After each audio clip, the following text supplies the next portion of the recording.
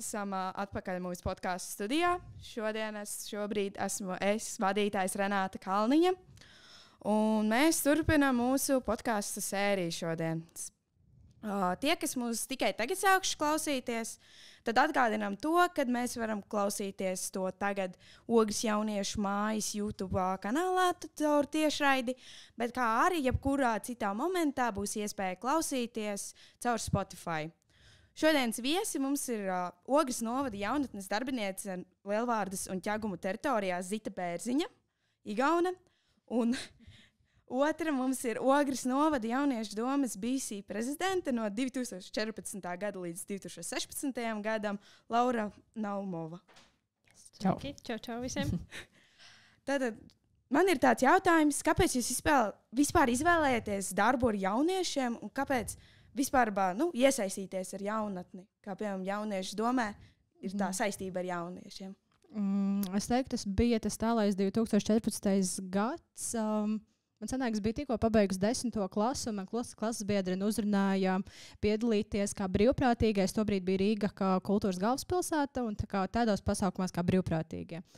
Mēs izbaudījām, bija ritīgi forši, un tad man tā draudzene ieteica arī to, ka mēs varētu piedalīties arī Ogrē kā brīvprātīgie, jo bija tāda kā piedāvājums piepalīdzēt organizēt jauniešu dienu.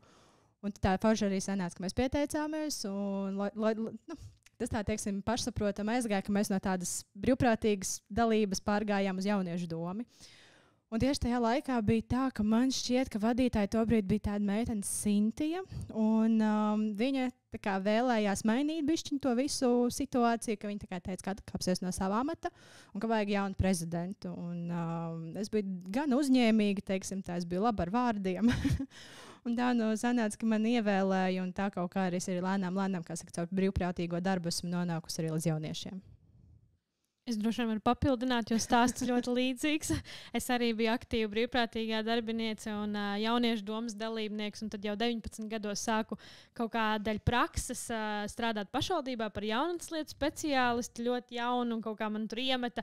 Vienkārši tāpēc, ka es biju praksē un laikam bišķiņ pierādīju sevi, un bija jau iepriekš šie kontakti izveidojušies, un sāku strādāt pašvaldībā, un tā jau 10 gadus esmu šur tur ar pauzītēm jaunatnes jomā. Tas tāds, jā. Sanāk, pa lielam jums ir tas iemotivējuši tieši tie draugi? Varbūt jums ir kāds tieši draugs, kam jūs vēlētos pateikt lielāko paldies, jo jūs nespētu iedomāties, kā tas būtu, ja es nebūtu aizgājuši šo, vai jūs spētu vispār iedomāties savu dzīvi? Es varētu teikt lielu paldies Zanei, Zane Tomsone. Viņa bija tā, kas arī nemotivē, bet piedāvāja to pirmo brīvprātīgo darbu pamēģināt. Un tad arī teica, ja reiz mēs jau esam bijuši Rīgā, kāpēc nepalīdzēt Ogrē, un tā arī tas arī aizgāja. Tad mēs arī aptuveni ap to laiku sākām arī darboties skolēnu pašpārvaldē. Un tā tas bija, ka vienkārši jaunieši tur, jaunieši šur. Un tā kā es teiktu, ka Zane ir tā, kas tā kā mani vairāk vai mazāk ievirzīja šajā pasākumā.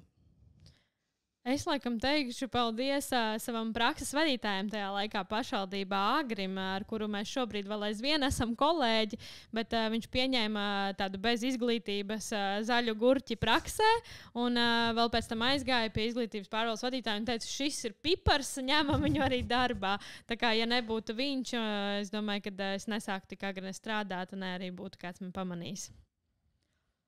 Tad ķersimies pie nākamā jautājuma. Ir tāds, kāds jums bija tas pirmais pienākums, kur jūs atceraties tā ļoti spilgti, un kurš bija tāds tā kā patiešām nopietns, ka jums bija tāds, wow, tā kā patiešām nopietni, es te nevaru neko salaist?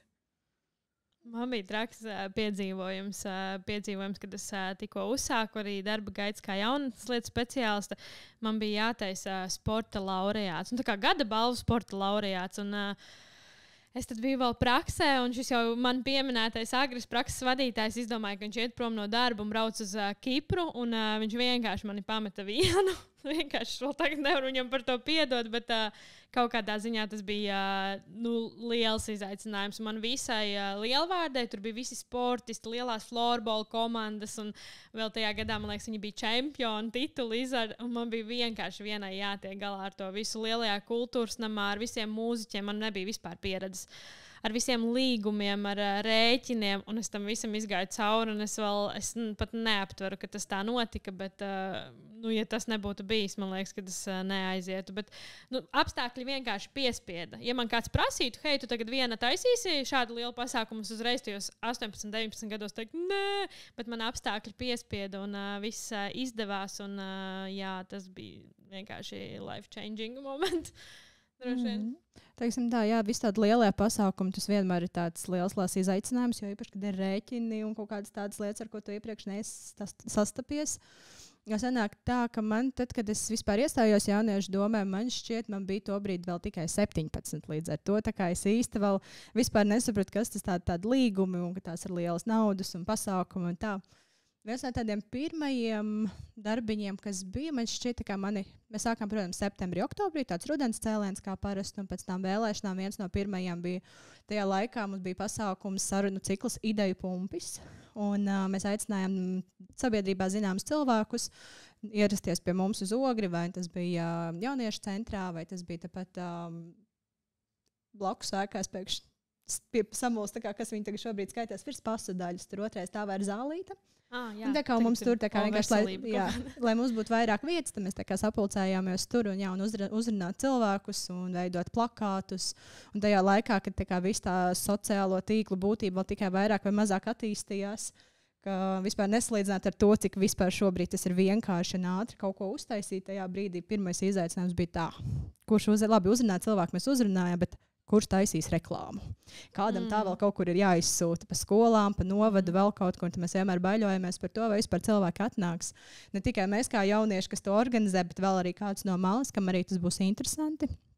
Un jā, tad tas nākamais, tas lielais, tas izaicinājums, no kā arī bija bišķiņa bail, bija mēs rīkojām jauniešu gada balvu un arī tās pati jauniešu diena, kad atkal ir liels mērogs, ir jāsaprot, ko un kā. Un tā, lai saliek, lai ir interesanti un jā, tajā brīdī es ļoti priecājos, ka man bija daudz jauniešu līdzīgi domājoši, ar kuriem bija salīdzinoši viegli strādāt. Mums nebija tāds, ka mēs sēžam uz tāds, ir pēdējais vakars un laiks plēst matus no galvas ārā. Tā kā jā, divi tādi lieli piedzīvojumi. Kādi bija jums tie galvenie pienākumi sadarbībā ar jauniešiem? Tādi īsumā galvenie. Mēs to brīdi, kā lai saka, mums bija ik pa laikam mēs sazinājāmies ar Žannu, kas tobrīd vadīja jauniešu institīvas centru Burziņš, un viņa rīkoja dažādas apmācības par pašpārvaldes lietām, par jauniešiem. Tad mums bija tā, mēs arī mēģinājām visādas diskusijas veidot arī ar politiķiem, kaut kā uzklausīt jauniešus par to, kas viņus interesē, kas viņiem rūp, ko vajadzētu un nodot to tālāk, bet kaut kā tas sanāca, ka tas nebija, manuprāt, tik nevis pienesoši, bet tik aktīvi, kā varētu gribēt šobrīd.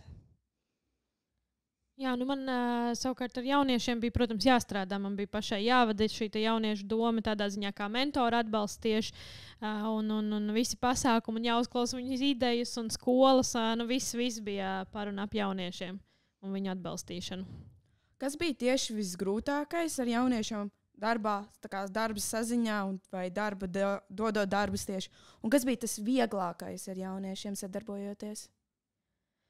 Vieglākais droši vien ir tas, ka viņiem tās idejas ir. Viņi mētā viņas, un tad tu vari uzķert, bet realizācija ir grūtākā, jo tev ir kaut kā jāuztic tas darbs. Es nezinu, kā tev, Laura, bet es esmu tāds kontrolfrīks pa dzīvi. Man patīk kontrolēt un gribās no A līdz Z, lai ir izdarīts.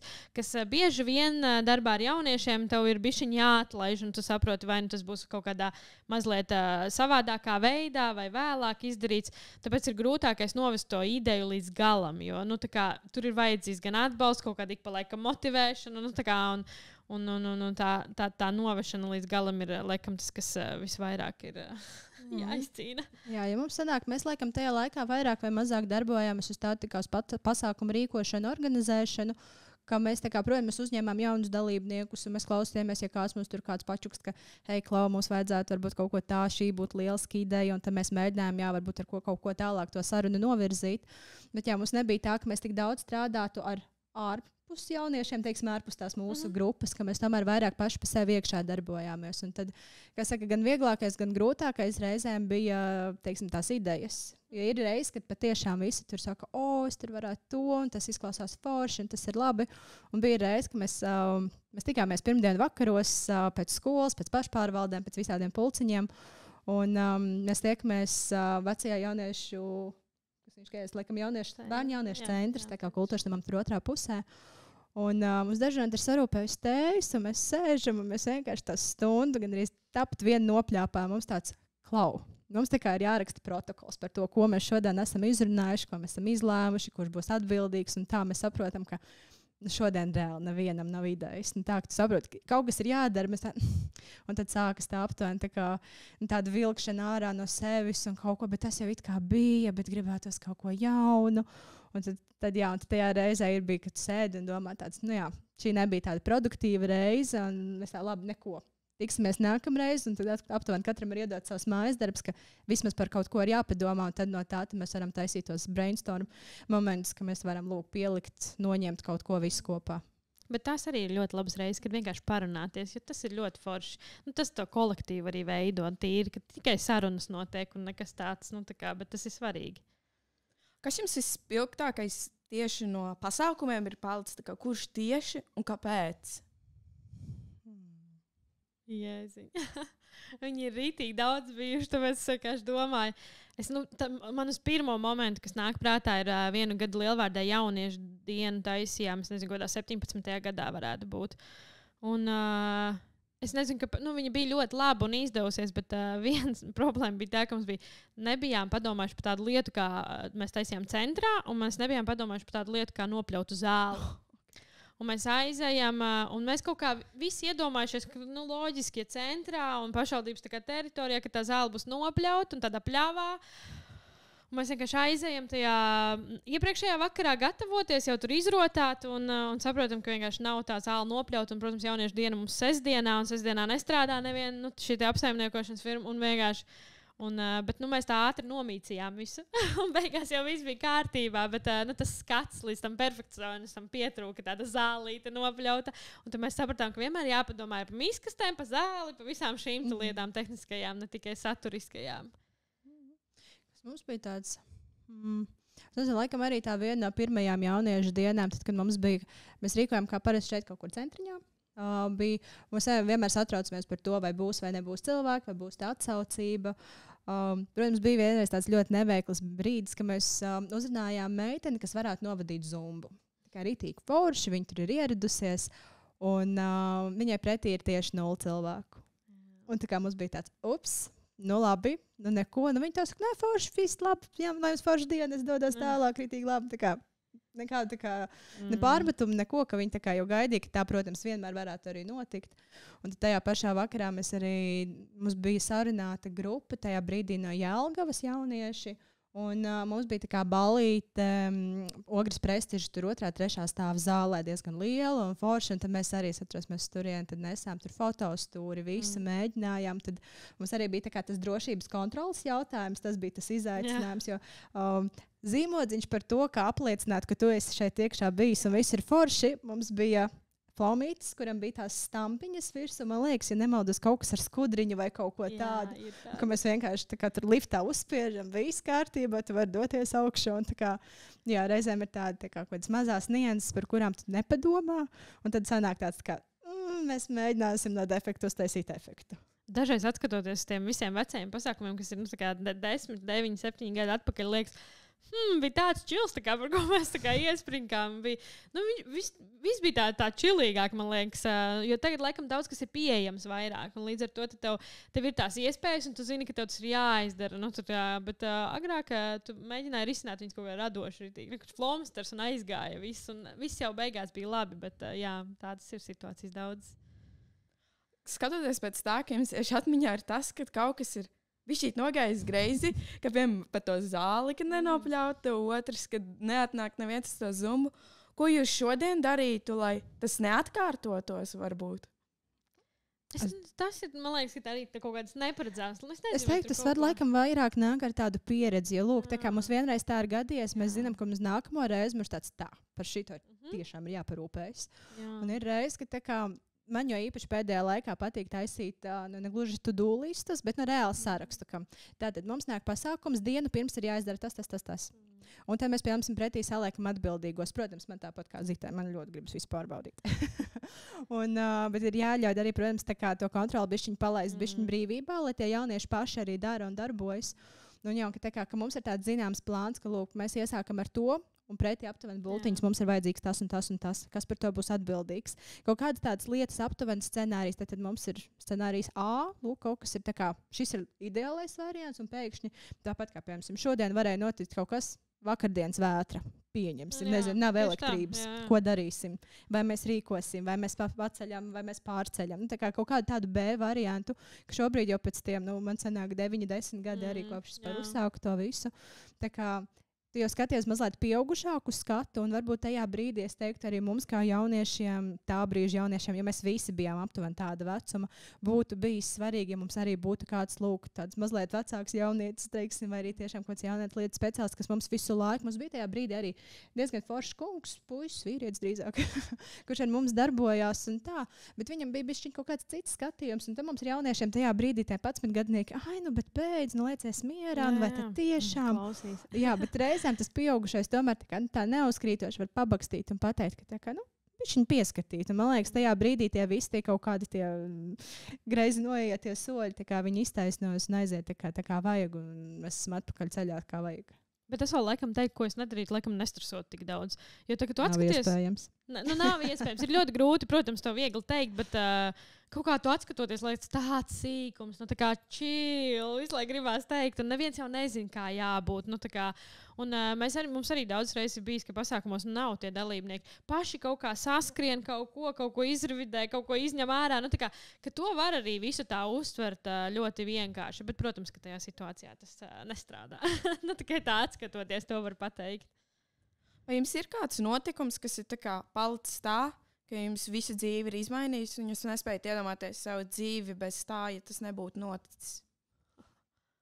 Tieši saistībā ar jauniešiem, ar jauniešiem. Es gribēju tieši prasīt. Es nezinu, es jau laikam iepriekš Renāta minēju par to darbu ar jaunatni, ka nav tāds... Parasti tie nav tādi lieli momenti. Tas nav tā, ka tas ir tāds liels kopums vispār. Jā, tāda maziņa. Es teiktu, ka šī pieredze kopumā, pieņemsim, es sapratu, ka tajā brīdī, pēdējos, ka es jau pārtraucu.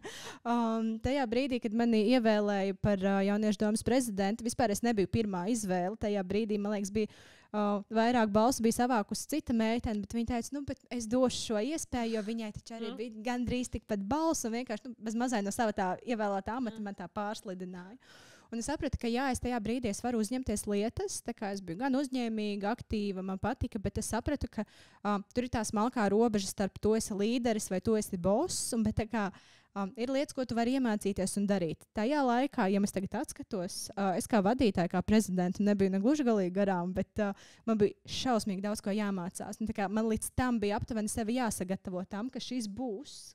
Ka tev ir jāvada kāds, ka tev kāds ir jābaksta, nevis jāmēģina visus uzņemties pašai.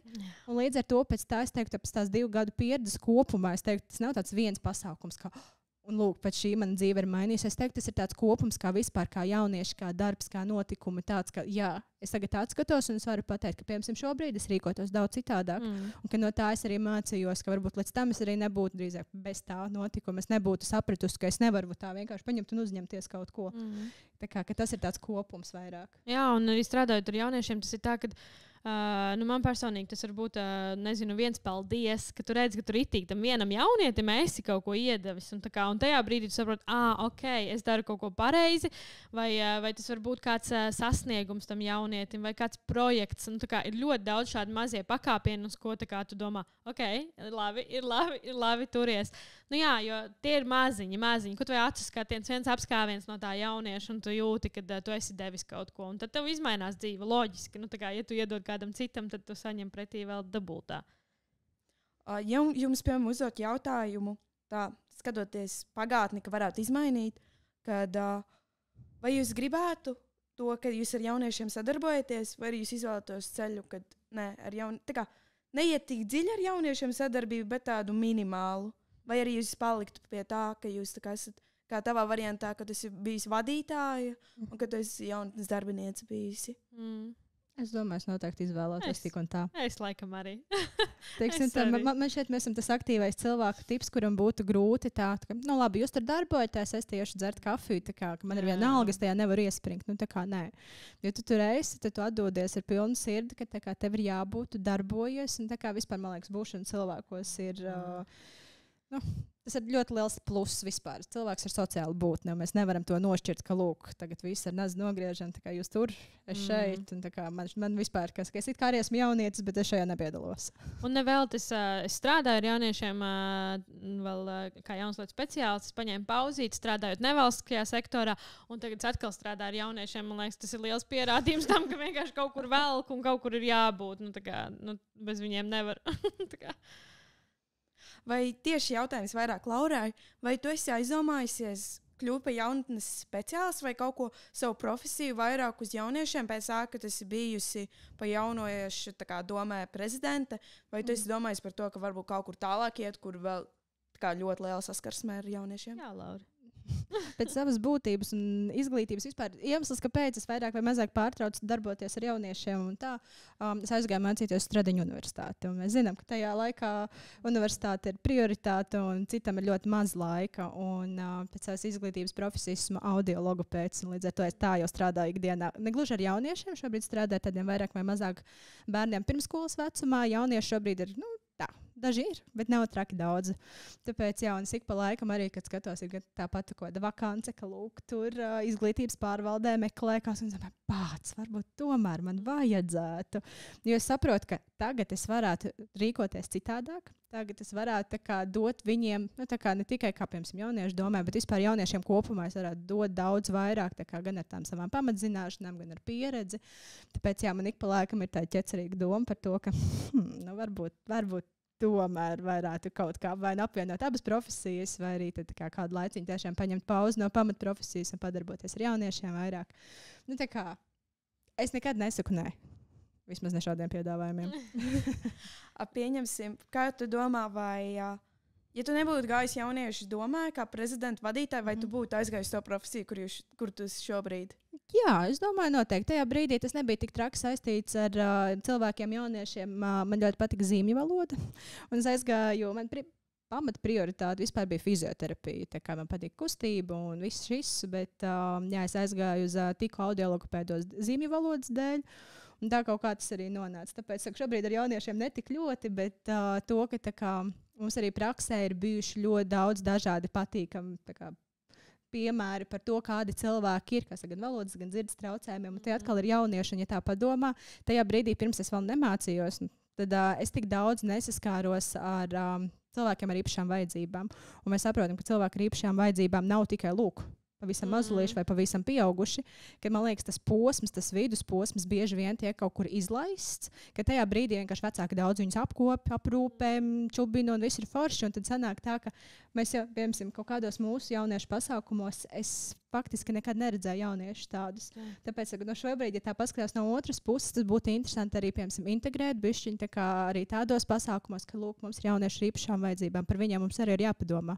Ne tikai tie, kas visi forši tur skrien un aktīvi darbos, un tā, bet visi grib būt iesaistīti. Tāpēc, es saku, neatkarīgi no jauniešiem, no darba izvēles, tā kā es domāju, tā es būtu izvēlējusies gan strādāt ar jauniešiem pirms tam, gan tagad, gan arī gan jau vēlāk. Bet, meklējot tagad tavā jautājumā arī tāds zemūdens akmeņus, man liekas, ka jauniešu doma īstenībā daudziem ir tāds, es skatoties jauniešiem, redzu, ka viņiem daudz atverās kaut kādas prasmes, ko viņi apgūst. Komunikācijas prasmes, žurnālistikas, digitālās prasmes, visu to, ko viņš apgūst. Jaunieši domā, īstenībā daudziem ir kā tāds spēriens, kad, es gribu šito mācīties. Man tagad arī ir piemērs, kur puisis aizgāja, viņš vadīja brīvprātīgi pasākums, viņš aizgāja tagad uz kultūras akadēmiju mācīties. Un ir daudzi tādi piemēri, kur viņi tomēr attīstot šos prasmes, saprot, ka tā kā jauniešu doma ir ritīgs arī dažreiz. Jo tas ir tas posms, kad tu esi tā kā tajā meklējumā kaut kādā ziņā. Ko tu darīsi? Pārsvarā tas ir 11 gadnieku vecums, kad sākas tāds vidusskolas, bišķiņ pirms vidusskolas posms, kad ir tie daudzie jautājumi, ko tālāk. Jo es zinu, man arī šeit ir daži jaunieši, kurus es labi pazīstu, un es, piemēram, zinu, ka viņi prot darīt kaut ko, un viņi tikpat labi šeit, un negluži kā prakses iespējas, bet tomēr viņi iet un praktizē, un viņi var līdz galam tā kā saprast, ka, jā, šis man patīk, vai arī, kad bieži vien ir tas, ka tad, kad tas ir tos hobija līmenis, tas ir kaut kas viens, bet tad, kad tev kāds sāk pieprasīt, tā kā, hei, tu vari izdarīt to, varbūt tu vari izdarīt to arī, un tad tu sāc domāt, vai man patīk, ka man visu laiku kaut ko jautā, jo, reālā darba pieredze ir tā, ka tā kā tev īsti neviens nejautā, vai tu gribi, vai tu negribi, tu vienkārši ej un dari pamatā. Tāpēc arī šeit ir tā forša, ka cilvēki jaunieši var paši uzņemties, un viņi var saprast, tā kā, jā, man patīk, ka tā kā negluži uzmanības centrā, bet ka man pievērš uzmanību, ka es to varu izdarīt, un ka man labi sanāk, un mani paslavē, un tad, vai arī tu saproti, ka, atkal man prasīs, atkal ir pasākums, man atkal tur, nezinu, ir jāzīmē, jālīmē, jāfilmē, jāmontē vispārējais, un tev ir tāds, nē, es ikdienā to nevarētu, ka no manis visu laiku pieprasa. Un mums bija jauniešu domas vadītāja Renāta Lielvārdē vienu brīdi, kurā arī aizgāja pēc, vienmēr mainās, tā kā pabeidz vidusskolu, tu aizēja uz augstskolu, viņa aizgāja uz Olainē, uz arī medicīnu, kaut kādu medicīnas vai ķīmijas fakultāti, vispār nesaistīta ar jaunatnes jomu, bet viņa tur sāka strādāt paralēli studijām kā jaunatnes darbiniece, un viņa pieņēma tikai tāpēc, ka viņai bija šī jauniešu domas backgrounds un vadīšanas pieredze. Tas, man liekas, jebkuras prasmes ļoti nodara. Kā jūs uzskatāt, kā jaunieši ir tieši mūsdienās mainījušies no tā laika, kad jūs, piemēram, tu biji kā vadītāji un tā kā tev ir lielāks atskats tā, ka, ja tas bijis jaunatnes darbinieks jau kādu laiku, un kā jūs uzskatāt, kā jaunieši ir mainījušies no tiem laikiem un mūsdienās? Man liekas, tagad viņiem ir traki liela brīvība. Tā kā gan iespējās, gan domāšanā, gan tādā fantāzijā, teiksim tā, ka pirms tiem 9-10 gadiem bija, neteiksim, ka sociālā vide bija krietni ierobežotāka, bet nebija tik brīvi pieejama, ka lūk visu tur pamosts un uzreiz aiziet TikToks, aiziet Instagrams, un es gribu šādi dzīvot, un es gribu tādu ideju realizēt, un tas ir forši. To, ka tā kā jaunieši, man liekas, daudz brīvāk skatās uz tādiem izaicinājumiem par to, ka tā kā, jā, es tā varētu pamēģināt. Ja viņš var, tad es arī tā varu. Mums bija, man liekas, tā, ka mēs kā jaunieši, mēs it kā varētu, bet vai tā kā mēs to spēsim un to, ka tā kā. Es tādu vārdu labākajā nozīmē, varu teikt, tādi naivāki likās. Tādi naivāki tādā ziņā, ka kaut kur neticēja, kaut ko, tā kā nebija vēl tik izglītot. Bet tam ir, protams, arī plusi šobrīd arī, gan, visam ir plusi un mīnusi, tādā ziņā.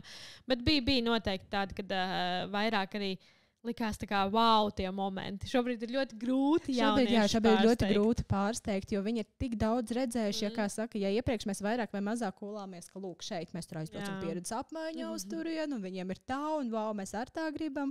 Un, labākajā gadījumā kaut kur tur uz kaimiņu valstīm.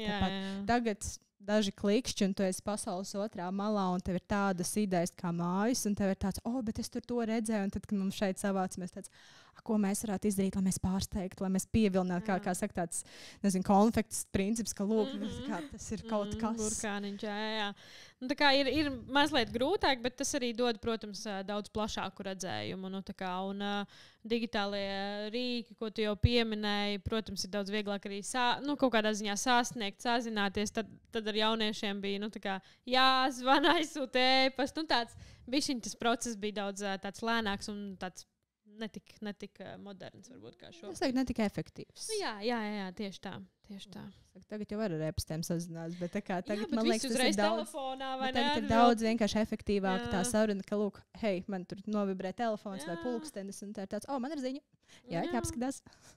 Ir dažas atšķirības. Un arī tas, kad ir daudz vairāk iespējas, ja tu pieņemsim to tendenci pirms 10 gadiem zināji, kas, protams, nav ne slikti, ne labi, bet bija, nezinu, kaut kādi daži novirzieni. Ja tur māksla, sports, visiem bija tāds standarts. Tagad jau tur tik daudz pastarpinātās. Tu vari būt jebkas, tur grafitī māksla nāk iekšā mūsdienu, visādas vēl paplašinātās. Tā kā ir gan izaicinoši, gan arī pozitīvi, gan arī kaut kāds negatīvais moments tajā ir, bet ir savādāk vienkārši. Ne labāk, ne sliktāk ir savādāk. Es domāju, ka mēs jau pielāgojamies. Kā jūs motivētu tieši jauniešus, iesaistīties jauniešu domē, izaicināt sevi, vai arī pat tālāk startēt uz jaunatnes speciālistiem? Jo varbūt kāds, kas mums klausās tieši no jūsu motivācijas vārdiem, iesaisties jauniešu domē vai arī aizies uz jaunatnes specialitātes jomu. jauniešu doma ir vispār, tā kā... Es nezinu, tur var būt vienkārši. Man dažreiz tas jauniešu domas, mēs daudz īstenībā jau ilgus gadus diskutējam par to, ka vai nenobiedējam ar to jauniešu domas vārdu. Bet tā kā tas ir tas, kur jaunietis var būt. Tev tur nav jābūt nekādam, tev tur nav prasības. Un es vienmēr arī pirmais noteikums, ko es jauniešiem no jauniešu domas saku, tu skolā vari viņu pazīt, to otru jaunietu jūs varbūt klases biedri, bet tu te esi jauniešu domē, te ir citi noteikumi, te jūs esat vienādi, te jūs varat izteikt, ko jūs gribat. Tas ir vienkārši jāpamēģina un neuztver to kā pienākumu kaut kādos brīžos, bet būt un plūst pa straumei un es teiktu, grūtākais ir tas pirmais solis, no kā daudz bīstās, jo īpaši, ja tur nav neviens cits pazīstams.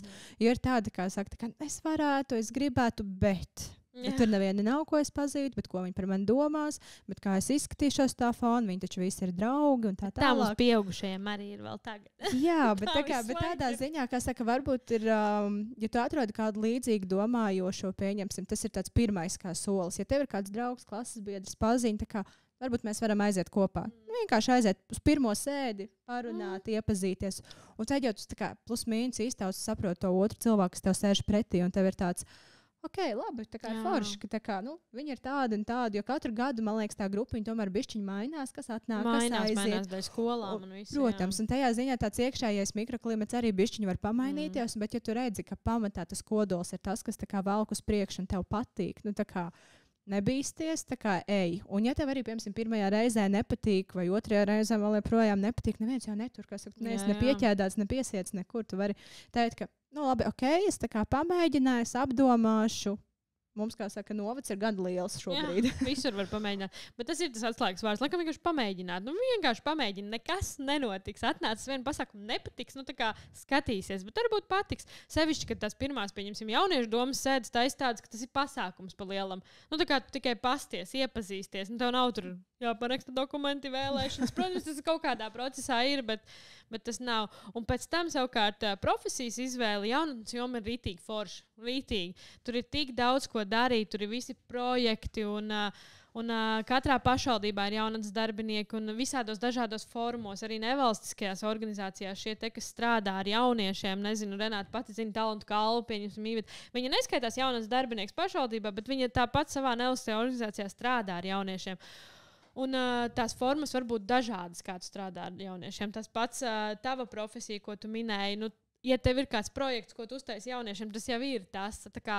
Jaunieši... Esmu atvērta arī dažādiem piedāvājumiem. Dažādiem tieši tā. Un tā jauniešu doma, brīvprātīgais darbs un viss tur būt iekšā, tas tev var palīdzēt jebkurā jomā. Tas tāds vispusīgs ļoti. Kāds jums būtu novēlējums tieši jauniešiem un jaunatnes darbiniekiem par šo tā noslēgumu tādu maziņu? Tā jāapsmedziņo, lai tā skaisti pateiktu. Es laikam tiem jaunatnes darbiniekiem es varu teikt no savas skatu punkta, kad lai viņi iet līdzi laikam, tur nekas cits nebūs, kā tikai pieņemt tos visus jauniešus un ritīgi atbalstīt viņus, jo būt draugam, tur nav neviens jānosod un būt draugam, bet es Latvijā pazīstot jaunas darbiniekus, zinu, ka viss tur ir kārtībā. Viņi visi ir rītīgi forši un atbalsta jauniešu. Bet ir jāļauj. Un jauniešiem, es nezinu, tā nelamājoties grūti teikt, bet nečakarēties, pamēģināt. Un katrā var atrast to savu un uzraksti WhatsAppā ziņu, ja tu negribi nākt. Uzraksti jebkuram jaunietim. Es teiktu, tāds novēlējums varētu būt iet atvērtu prātu un teikt arī patiešām to, ko tu domā. Tajā brīdī, kas saka, ja tev patīk, tu paslavē citu un pasaki, jā, šis bija rītīgi foršs. Vai arī, ja tev patiešām nepatīk, tu nevis tā, ka tā kā ar uzbraucienu, bet tādā vieglā, konkrētā kritikā, piemēram, pateikt, man īsti negāja pie sirds šīs, vai, piemēram, kā zitēt, piemēram, tā arī godīgi uzrakst to, ka, es sapratu to, ka es šeit varbūt nejūtos labi, es negribu būt te. Es iešu pameklēt kaut ko citu. Un it's fine, tā kā tev nevajag kādam tur iet un tur, kā es saku, uz vēdera līst un teikt, ziniet, tur tā, es teiktu, atklātība vienam pret otru un pret sevi. Un tas ir tas, ar ko mēs daudz ko varam panākt. Un, ja tu ej ar tādu tiešām atvērtu sirdi pretī cilvēkam, tev ir vieglāk arī pieņemt tos, kas nāk tev pretī un arī kur tu vari tālāk sadraudzēties. Jo man liekas, tās sadraudzības, draudzības un vispārējais tas viss notiek vismistiskākajos veidos, vietās un laikos. Jā, un izmantot iespējas, tas ir vēl viens, kas ir jāpiefiksē. Vienkārši šobrīd ir tik daudz tās, un vienkārši izmantot. Nenoderēs kaut kas, tā kā tu nezini, kad tev tas noderēs dzīvē. Vienkārši izmantot visu, ko dot, visu. Paldies par šo sarunu. Es domāju, ka ļoti daudz klausītāji, tāpat kā es, uzņēmu daudz informāciju, ko patiešām pie sevis paturēs. Un liels paldies par šo atvēlēto laiku, kā arī nākamajā epizode mums būs nākamēnes par kādu citu aktuālu tēmu. Paldies! Paldies, tā! Tā!